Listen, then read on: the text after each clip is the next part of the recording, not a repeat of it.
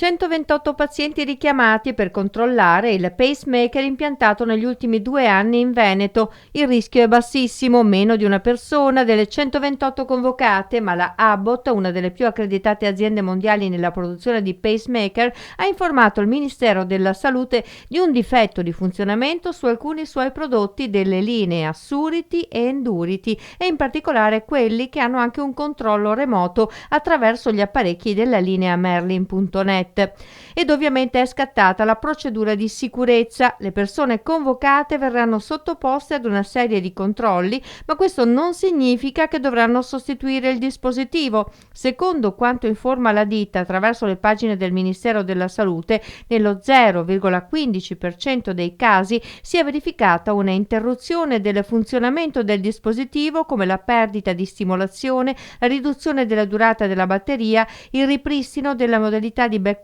e o la perdita di telemetria e comunicazione.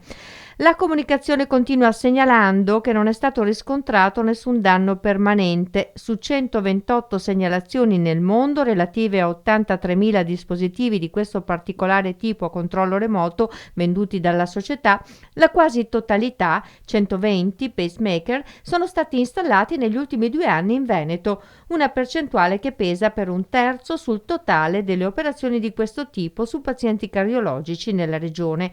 Concretamente, stando alla segnalazione di Abbott, un'interazione di funzionamento è stata riscontrata dopo 749 giorni. Questo significa che ci sono 2 anni e un mese di tempo per intervenire. La sostituzione, stando alle comunicazioni, viene individuata come una soluzione per i pazienti ad alto rischio. In ogni caso, il controllo remoto segnala quotidianamente i rischi, per questo va monitorato sempre, ogni giorno. Dei 128 pazienti interessati, 14 sono a Conegliano, 2 a Castelfranco Veneto, 1 a Treviso, 12 a Bassano, 18 a Mestre, 4 a Mirano, 5 a Venezia, 31 a Vicenza, 8 a Legnago, 1 a Villafranca Veronese, 3 a Peschiera e 7 a Verona. Sono esclusi da questi controlli, perché non sono stati impiantati dispositivi di questo tipo, gli ospedali di Padova, Belluno, Rovigo, San Donà di Piave e quello di Sant'Orso nel Vicentino.